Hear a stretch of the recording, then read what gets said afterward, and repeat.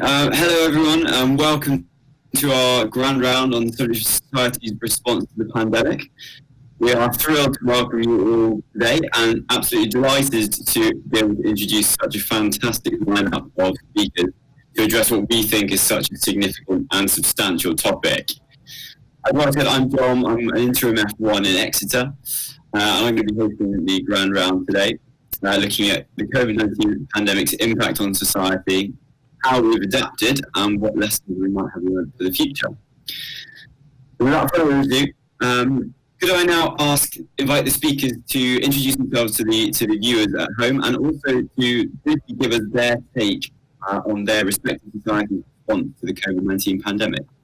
We go to Dr. Chan first of all.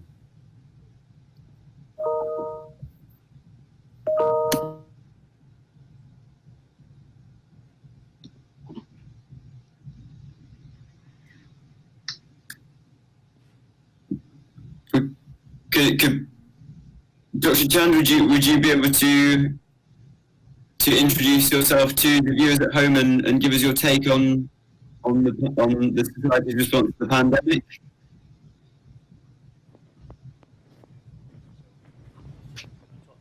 I think your microphone might be on mute, Dr. Chan. If you unmute it, then.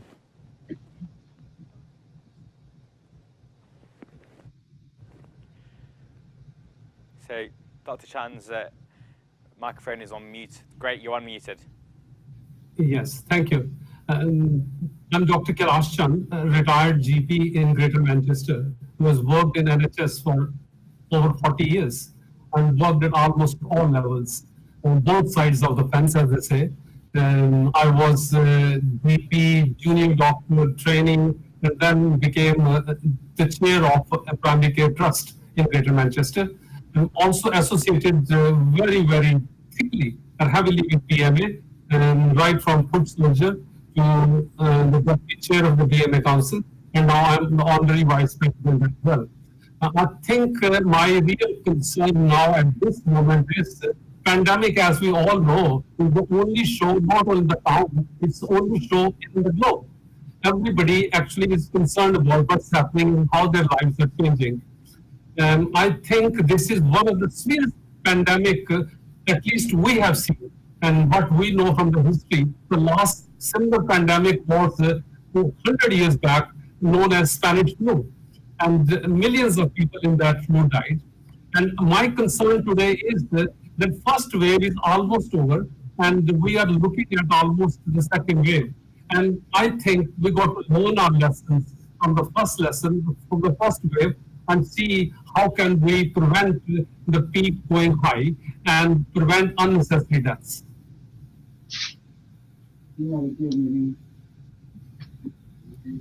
Thank you very much. I think that's certainly an unknown area, isn't it, and a concern for many people. Dr. Coutinho, if I could invite you to introduce yourself and give us your take on the Ugandan response to the pandemic. Yeah, thank you very much indeed. Thank you for inviting me to the grand round. I'm Olive Coutinho. I am a surgeon and epidemiologist in Uganda. And I spent the last 3 years researching on Uganda's healthcare system. And actually in January, I published a book called The Patient on Uganda's healthcare system. And then a couple of months later, the pandemic was declared. And my interest in this pandemic has been, as everybody else, of course, concerned about its spread and how we can limit that spread, but also especially about how society is going to cope, especially given that we started off with a very fragile healthcare system. And that because of that, once the pandemic was declared, then we had an almost total focus on limiting the pandemic, completely ignoring the fact that there were other healthcare needs, that there were people that lived hand to mouth that were, for the entire duration of the pandemic, have been locked down with hardly any resources to cope, with no access to services, and just the fact that when you have such fragility, then the pandemic comes and you can barely cope. And so that's my concern during this period has been to say, hey, listen, so the pandemic is a big threat, the virus and its spread are big threats to society, but we can completely wipe out people if they don't even have very basic services, quite aside from the pandemic.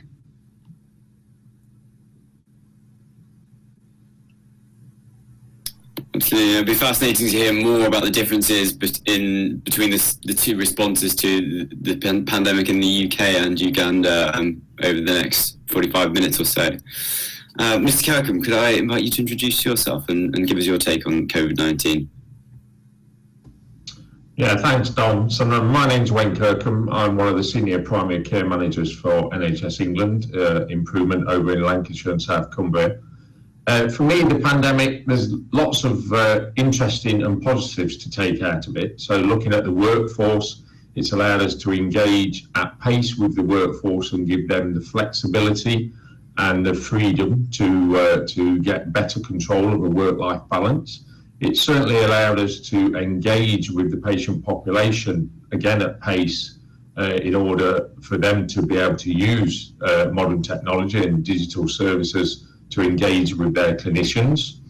But then I think also we have to be aware that for a lot of clinicians, it's still been a very, very busy period. They've been under immense pressure, and we have to be conscious going forward how we support them to both come through the pandemic, but then allow them to take time out and recharge their batteries, and in a lot of cases, make sure that support is there for those that need it with their mental health and other pressures that the pandemic would have brought.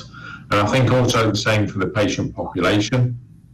We have to be aware that the pandemic has caused a lot of issues, both with mental health services, and we have to look at how we engage not only with that population, but also with other patient cohorts out there that for a lot technology isn't as advanced or as easy to use as what it is for a lot of the general population. So we have to be mindful that we've gained pace with the patient population. There are also those that will feel left behind, and we have to be conscious of how we build that in going forward. So a lot of positives, and it's allowed us to move at great pace with a lot of our services, but then we have to look at how we maintain that going forward, how we improve it, but how also we take the patient on this journey with us. And we mustn't forget that this is what it's all about, engaging with our patient population and providing them the services that they need at the right time and in the right place. And technology's got a big part to play, but like I said, we have to be inclusive.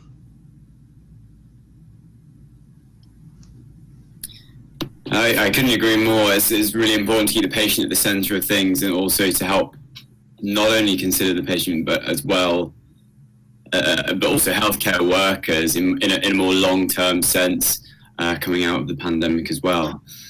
And finally, Ms. Bennett, could I ask you to introduce yourself and give us your take, please? Yeah, hi, thanks. My name's Kate Bennett. I supported the education and training for the first phase, education and training delivery for healthcare for the first phase of the response.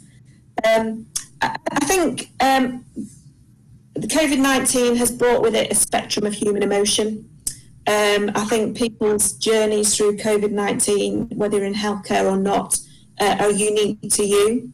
I suspect for everybody it's brought change, and with that change there's been loss and grief, and some of that will be uncomfortable, and some of people will be grieving lots more things than other people.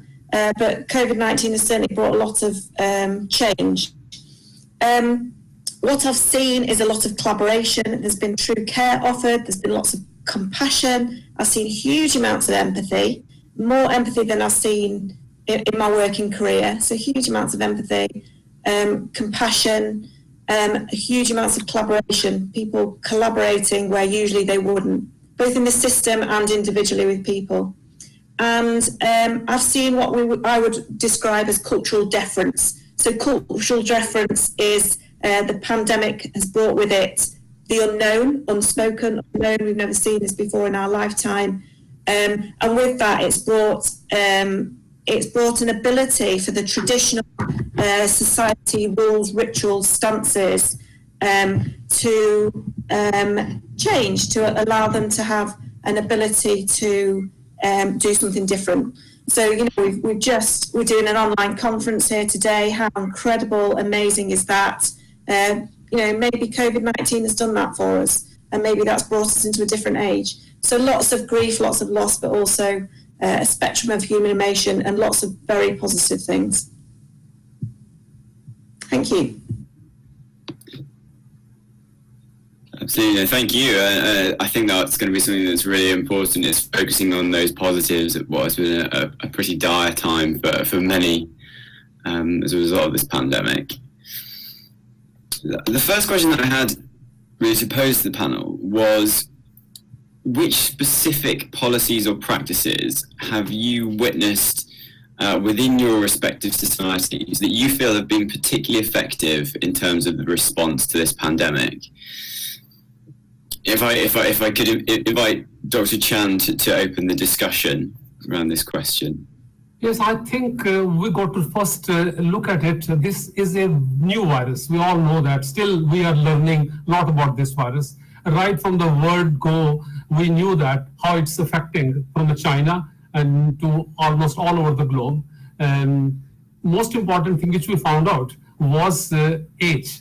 Older you were, people 70 plus were more vulnerable.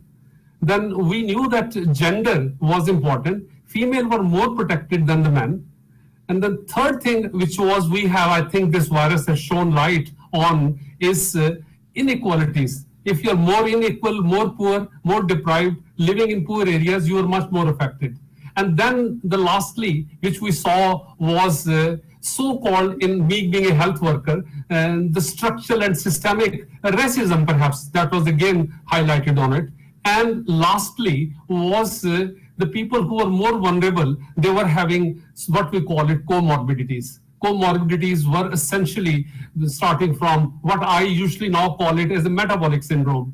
And that is obesity, your cholesterol level, your liver, your diabetes, and heart disease, all those kind of things. So society had to look at it in all these so-called spheres, angles, compartments, that how are we going to work with it. And advice right from the word go was social distancing, which I think society by and large observed it. There have been so many instances which that have been violated or not been adhered to, but I think society by and large got that message of social distancing. And the second thing, which was again very important, which WHO told us right from the word go, was test, trace, and isolation. And our politicians, for their good reasons, were telling us we have perhaps one of the best test and trace system in the world, but that did not translate into the reality. And that is again, I think, is the real worry. And when it came to preparedness of NHS to cope with it, that was again, I think the whole purpose of lockdown was to make sure that NHS is prepared for it. And we found out that PPE, which is personal protective equipment, were not as handily available as they should have been, and we lost so many health workers. I think the rough estimate is anything around 300 plus people have died. And in all that, something which again came out was that BAME communities, whether that was health worker was awful. Almost 90% of deaths in health workers are from BAME communities. And we're still trying to find out what the real reasons are, other than which I have already explained. So I think society by and large is grasping it, understanding it, that how we avoid, I said my earlier introduction as well, is we now know we are perhaps the highest death rate in Europe. More than 65,000 people have died. And there have been lacunas, there have been deficiencies, not been really dealt with as should have been done. We are one of the best healthcare system in the world. We have one of the best research in the world. We have one of the best education, but despite that, I think we did not deliver what we should have been. Now, I think it's high time we reflect on it, we learn from our mistakes and see that the second wave is not that severe as it has been the first wave. I think I'll stop at that. Yeah, I completely agree. It's going to be how we move move forward and learn from what has already gone in the past. And you already started to touch a little bit on what the next question was going to be for the panel, which was perhaps the areas of policy where society has responded slightly more ineffectively to the pandemic. So the next question I have was going to be, where do you see room for improvement, essentially, with regards to your respective societies' response to this pandemic? And what changes could we possibly make in order to facilitate this? I know this is something that Dr. Corbusinier has commented on in the media. So if I could invite you, Dr. Corbusinier, to give us your thoughts about areas of improvement for your society's response to this pandemic. Thank you very much. So before I get to the exact areas of improvement, just to say that it's been the irony of this pandemic that Africa, Uganda being the perfect example of very vulnerable healthcare systems, not just vulnerable people, but actually the healthcare system itself being vulnerable, not being resilient, and starting off in a serious state of weakness. And yet, for instance, Uganda has registered no COVID deaths, no COVID-19 deaths have happened in this country. And so one would think, well, so you must have done some things right. And maybe we have. So the kind of things that we put in place at the beginning of the pandemic, having had some experience with Ebola and having, worked on a surveillance system to track and test for Ebola, is we jumped in right at the beginning and closed our borders, closed the airport, closed schools, businesses, places of worship, had a serious lockdown with a curfew that is still in place. Uganda is one of the least motorized countries in the world. So when you stop public transportation, you effectively stop almost everyone from moving. But we didn't just stop at public transportation. We actually also stopped private transport, except for very essential workers. So we were quite effective in actually stopping the virus from moving about, and transmission has been really slow. So on the face of it, we would seem to have been successful. But what did we do? It means that in responding to the pandemic, we shut down society. And if you would think about the incomes of people in countries like Uganda, and the fact that prior to the pandemic, a third of our children below the age of 5 were malnourished to a point of being stunted. A third of women in childbearing age were anemic. During the pandemic, we haven't done anything to fix that. In fact, they're the exact same situations that we would accentuate that would stop people from working. We shut them into their homes when they had very insufficient amounts of food. A lot of people that were on ARVs, on TB drugs, on hypertensive, diabetic medicines, or just needing immunization, none of that was happening. People had no access to emergency medical services. Uganda doesn't have an EMS system. We don't have a referral system. So if we just looked at the virus, then we've been very successful. The virus hasn't moved anywhere. In fact, we are just beginning to see community transmission because we are beginning to ease up the lockdowns. But we need to count the cost. We need to look at what has happened to people that lived hand to mouth, that actually can't isolate themselves in their own homes because there are too many of them. They live in crowded conditions with insufficient amounts of food, with no running water, many of them with no electricity. And so I think we are tracking the wrong things in some ways, and I think we need to look at health in its entirety and say, have we created a healthier population? Have we, by stopping the virus from getting into these communities, have we ensured there's more survival? Or are we going to now begin to see more babies die because they didn't have enough food, more mothers dying? We already have several women have died, been well documented, that couldn't access maternal care because there was a curfew and they had no transportation and there is no emergency medical services.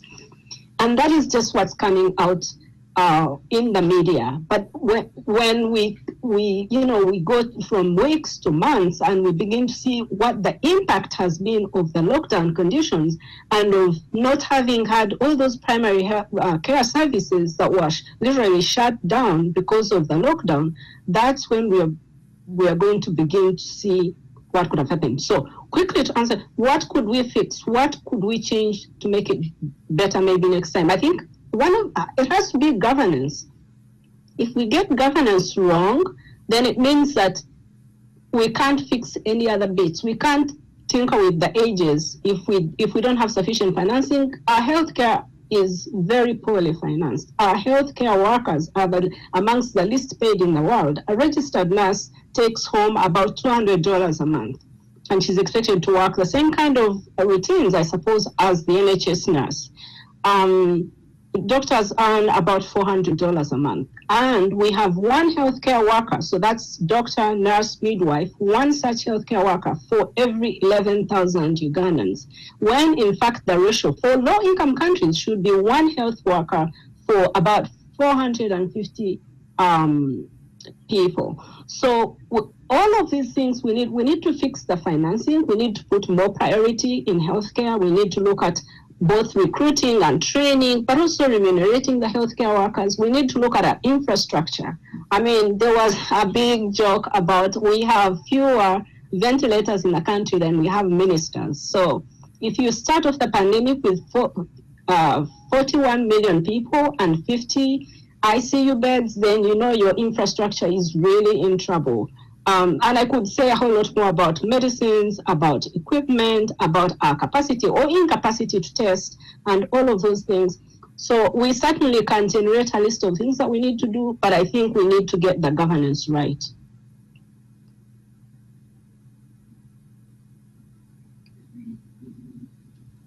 Thank you very much. It's really fascinating to hear about the differing priorities, certainly from my experience of COVID-19 and the ones that you've experienced, Dr. Kobusinye.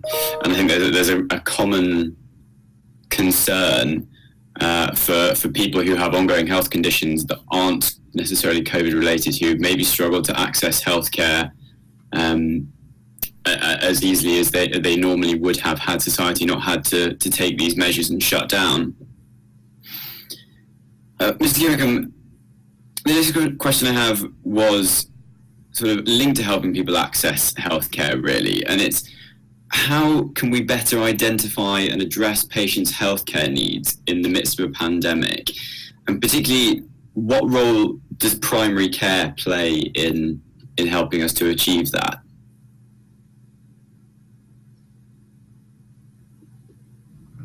Nice easy question there from me, Dom.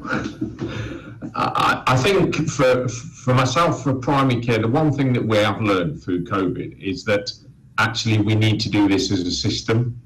And as much as primary care, you know, as it's well known that it's the front door to the health service and it is the point of call for an awful lot of the population. And there will be an awful lot of the population, as we know, that have struggled because for a period of time during COVID, that front door has been closed in effect. And we've moved to remote contact. And I think, like I say, going forward, we better prepare for that by working as a system. And I think moving forward, we have to think of it as a system approach. So rather than isolating certain areas like primary care, social care, acute and secondary, we all have to come together for the benefit of the patient and also for the benefit of the workforce within different parts of the system. And I think one of the biggest things that can help our patient population is for us to do away with the bureaucracy as we have done during COVID as a system, so we can actually deliver the services a lot quicker than what we maybe have done in the past and would have done in the future had it not been for COVID. So I think that's a massive lesson for us to learn. And it's been really interesting talking to colleagues and many clinicians that work in the NHS in different parts of the system. And that's one of the biggest things that they've said, is being able to talk to colleagues as part of a new team has really helped them address the patient issues. And I think there are lessons to learn there from a technology side, where we can use modern technology to engage with the patient, but, you know, hopefully future appointments can look at how we do video consultations with both the GP and the consultant in the room at the same time to save the patient having to do those extra miles and having to sit for those extra hours, either in a general practice waiting room or in a hospital waiting room. So how can we better address that?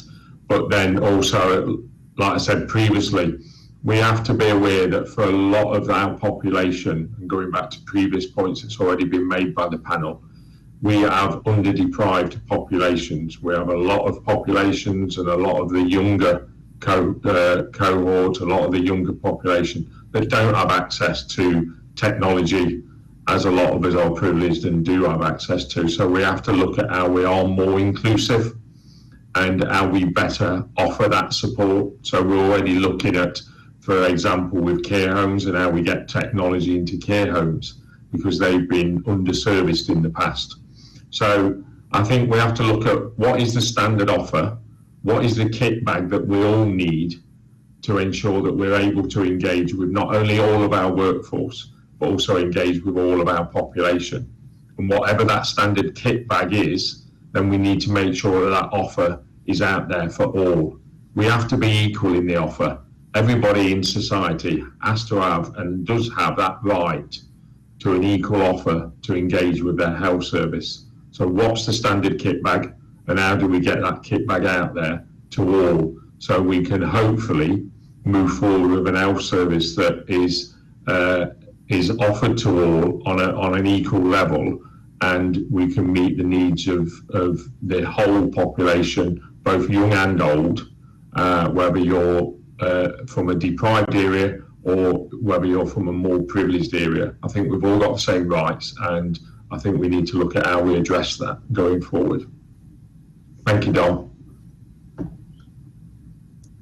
Thank you very much. It is fantastic to hear about the impact that technology can have in helping us adapt to this pandemic, and potentially even in future, if because with healthcare services, particularly primary care, seeming to rely more heavily on technology than it ordinarily would, including sort of taking into account all the telephone consultations that are taking place, video consultations. It's really interesting to hear your insights about what I believe will continue to be an incredibly important topic within healthcare. Ms. Bennett, if I could ask you to comment on this next question, in light of you mentioned at the start of the webinar that you felt there have been some positives to take away from things, and it was important that we focus on them. So I wanted to ask, in light of your recent experiences and in light of recent events, what are those positives that you alluded to earlier in the webinar? And when taking them into account, do you feel more positive about the possibility of a second wave should it occur? Mm-hmm. So the NHS Constitution says, with care and compassion for the people, by the people, in times of need. It's a true collaboration, it's a true partnership, that. And I think we've seen that this pandemic. We've seen true collaboration, true partnership working. We've seen returners to the NHS. We've seen flexibility of staff. We've seen flexibility of patients. We've seen flexibility of organisations, businesses. We've seen really the hero stance from lots and lots of people putting themselves forward into the uncharted territory, into the unknown, to support the pandemic response. And I don't think that can be undersaid or undersung. We've seen true collaboration, and that is at the heart of our NHS, and that is our NHS Constitution. And the NHS, we've seen it from organisations as well, primary care, secondary care working together, the traditional gap between the independent sector of the NHS closing, even arm's length body organisations working more collaboratively together than they ever have done before. So I think it's very easy to criticise government or criticise one bit or one bit of society or this, that and the other, but we're not in their land, we're not in their role, we're not in their position, and people have really pulled together. And we've done some great things. We've done a great response, I think. And I would say that the NHS is 72 years old or thereabouts. It's got 72 years of history behind it. It's got 72 years of structure process behind it. So any change of anything feels uncomfortable, can land with loss and grief. And so the cultural difference that the pandemic has brought, that cultural difference, because it's uncharted territory, has allowed the structured processes to evolve rapidly. And we've seen some really great innovations. We've seen the digital innovation, haven't we? You know, the digital use of teleconferences, lots of adaptation. So I think we can learn from the cultural difference, I would call it. We can learn we need more agility in our healthcare systems. And let's hope we can take that forward. And I hope we take the flexibility, I hope we take the collaboration, and I hope we take the values of the NHS right at the heart of our NHS forward into the next 70 years. As do I. I think it certainly rings true from my experience, the collaboration that you mentioned there. While I perhaps can't compare it to working as a doctor prior to the pandemic, I had worked in a triage assistant role. I think comparing that to now, there does seem to be an even greater sense of collaboration among healthcare staff. And I think we should be mindful as well of the loss that people have felt. You know, the change. What we see as our own experiences aren't the experiences of everybody. And so we can criticise the young people that have gone out to the hills to do a walk. Yes, we can. It's very easy to criticise, but we're not them. You know, they have their reasons, and you know, society as a whole, I think, have stuck together and done the best that they can. And I think that's what we can hope for.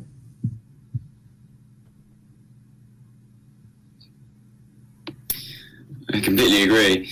Kind of leads into my next question a little bit. What you're saying is we don't know, or we're not them. We can't always understand other people's points of view. And I think a certain group of people's point of view, it's really difficult to understand without being in their shoes, is policymakers and politicians. Because I wouldn't argue for a second that this wasn't something incredibly difficult to tackle. But there's been a lot of media coverage on essentially all the failings of certain societies' response to this pandemic with equipment shortages and the like. So I think I'd invite any of the panel members to comment on this next question. While I think in the most part it's been an effective response to this pandemic, there have been certain failings that perhaps could have been addressed sooner, particularly from a UK perspective, because that's sort of the main silo that I have observed. My question would be, why were we not better prepared for some of these things like equipment shortages in the first place? Because we've compared it to previous pandemics, with admittedly the only comparable pandemic probably being the Spanish flu outbreak in 1918. But outbreaks of infectious diseases are certainly nothing new. So would any of the panel like to comment on perhaps why? I think I would come into that. What exactly we learned, in my view, in this is this particular virus has attacked different ages in a different ways. And one thing which has thrown real light on, and which NHS I'm so proud of, not prepared for, was the chronic illnesses. This virus has attacked people who were not healthy. So unhealthy people being the victim of it. 72 years, as Kate was very rightly saying, a very great, glorious time we had with one of the unique system in the whole planet, that universal healthcare. But what we have done all along is a disease model. Just diagnose and cure it. The real problem, which is all these chronic illnesses, diabetes, heart disease, obesity and all, are because of our diet and lifestyle. We have not concentrated a bit, even to date, and this huge public health issue which has come on us. We spend less than 4% on public health. So I think we have to now learn it, that this virus is attacking people where their immune system is down, they're unhealthy, they're either obese or they have other diseases and all that. Narration, the total narrative of healthcare got to change. I think next 70 years, if health if we will concentrate on making population healthier, eat healthier, don't eat processed food, get away from the sugar. Any infection, not only this COVID, any infection will find it very difficult to beat us if we are healthy. So I think, in my view, I will keep on saying again and again that narrative has changed from a disease model to a preventive model, to a healthier model. We've got to have not an illness system, we want to have a healthy system. And it just means National Health Service. But what we have done up till now is National Illness Service. So get away from illness service and try and sort of make the nation a healthier one.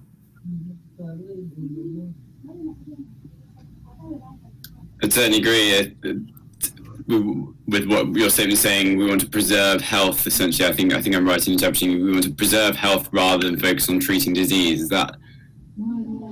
Absolutely.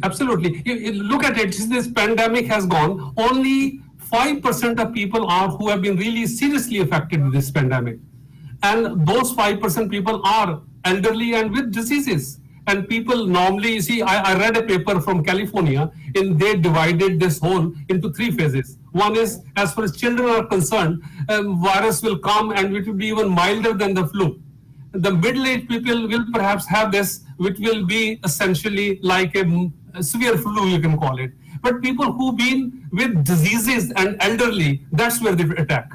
And so we have to really look into it, that we concentrate our resources for any further second wave or other pandemic, which will keep coming as the society advances with all that, is to really look into the health of the nation, not just the illnesses.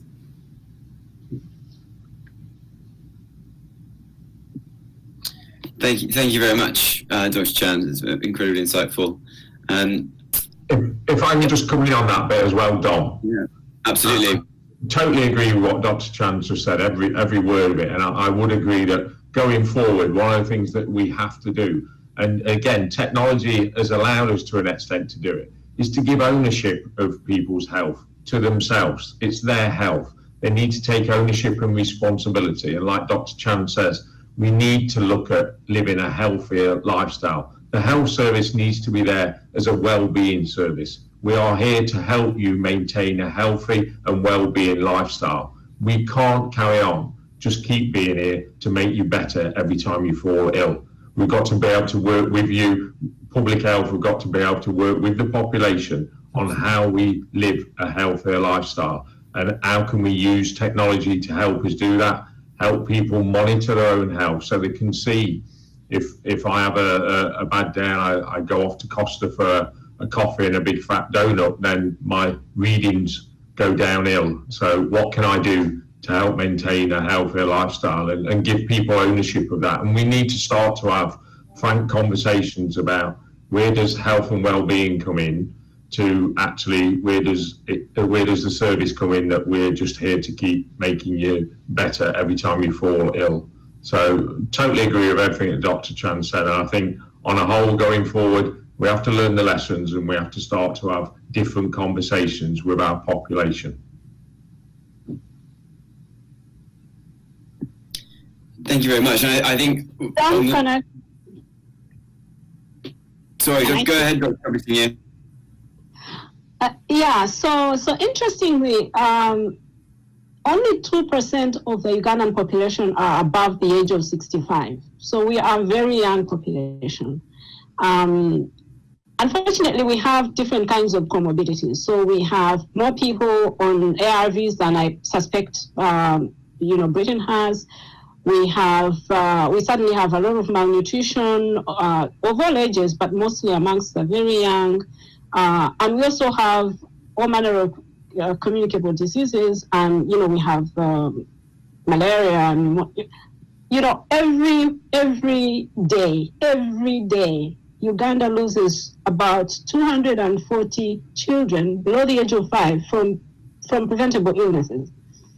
But for me, it's very, I don't even know how to describe this, that actually Kate would say she's clearly very proud of this 72-year-old institution. Wayne talks about the institution being able to cater for people irrespective of whether they come from a poor neighborhood or a more privileged neighborhood. And I think that there's a core value there of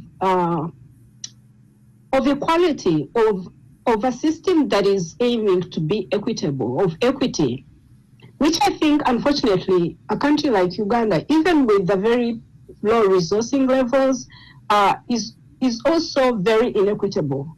So that you have leaders that have never stepped in a public hospital. They manage and run these hospitals, but they've never stepped there. I mean, we in Uganda were looking on and just with such admiration that your prime minister was getting treated by NHS staff. I mean, it was like, how would this happen in a country like Uganda, where our ministers will not go to health facilities that they run? And I think if we learn something from this, and you know, Wayne and Dr. Chan have talked about what can be made different, you know, a focus on public health, on making populations healthier, and not just trying to treat them once they're sick.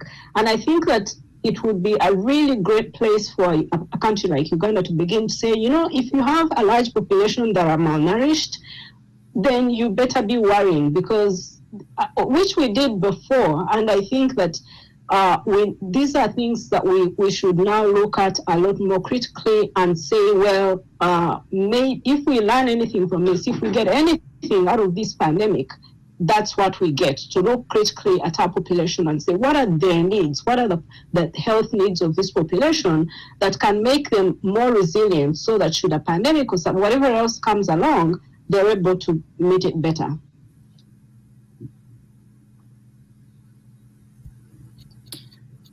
Yeah, I agree, and I hope that, well, I certainly, from my life, I can't remember a time when there's maybe been as much focus on societal inequality, with a particular focus at the moment, certainly in the UK, on racial inequality. But I think this pandemic, like Dr. Chan was saying, has also brought to light other economic inequalities in society, and this pandemic has really highlighted issues that absolutely must be addressed. So I thank you for your comments on the subject. I think I'm conscious that soon we will unfortunately have to end the webinar. So at this point, I would like to invite the panel for any closing comments that they might have on the subject of society's response to the pandemic, and particularly with regard to lessons that we've learned that may help us prepare for similar situations in the future. Perhaps I could ask Kate to comment first of all. Yeah, thank you for asking me to join this session. I've really enjoyed the conversation. My comment is that we need to put love and heart, collaboration, respect, honour into the relationship with everything that we do and everybody that we interface with. And just take a moment before we have those conversations, before we do anything, just to about what am I stepping in with here, and what can I do to get the most out of this. But I think there's something more about collaboration and about true partnership working. So that's my take home. So thank you, I'm grateful. Thank you very much, Joe. We really appreciate your involvement and your support with the project. Would any of the other panel members like to discuss their final thoughts on the subject of the impact on society? If I can just come in, Dom, just to echo everything that Kate's just said. I think for me, one of the true lessons that I've learned, and I think a lot of my colleagues have learned, is that to get us through the pandemic, we've done it together as a system, and we've done it with the patients, we've done it with society, and that's what's got us through it. And we have to remember going forward to help the NHS build and continue to learn from this. We have to do this together. This isn't about us doing it to people.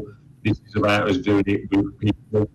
That's the best way to learn, because if we do it with society and we all learn together and we all move forward together, then one thing is sure, that we'll stop wasting resource, both financial and human resource, and we'll get a lot better service going forward, and we'll be able to deliver the service where it's needed, when it's needed, and to the population as it's needed. Yeah, thank you. It is great to hear that one of the focuses of the pandemic has been sort of the positive mental attitude of a lot of people and things that we can take forward to help us better address similar issues in future. Dr. Chand, it looked like you had a comment that you would like to make. I just wanted to reinforce what I was saying earlier on. When NHS was formed in 48, the life expectancy was anything around 48, 49. And today, the life expectancy is 79. So people contribute or say that everything been done by the health services. I just want to put this, that a lot of work now been done. And this so-called 30 years addition in the health expectancy is not because of the technology or whatever we want to call in political system. It was essentially because of main reasons of public health. That was sanitation, that was water supply, that was stop smoking, that was seat belt. The curative part of this healthcare has just contributed about 3.5 years, whereas 25 to 30 years in life expectancy is being by taking public health issues. So we got to concentrate next 70 years to make a nation healthier. I think I'll finish at that. Thank you. Thank you very much. It's interesting to just think about where we might end up in 70 years' time if we are able to achieve that goal of focusing on public health and continuing to improve things as we have done over the past 70 years. And finally, Dr. Kabazinga, could I ask you for your closing comments on the impact of COVID-19 on society? Thank you. So just again to say that the society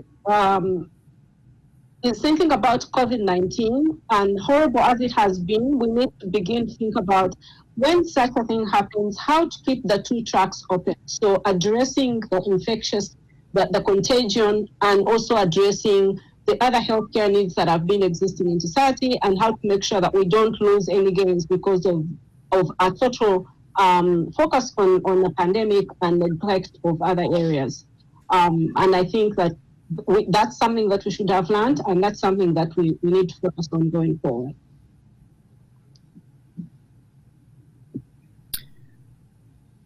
Thank you very much. And thank you to all of our panelists. It's been an absolute delight to speak to you and fascinating to hear your insights into an incredibly interesting topic.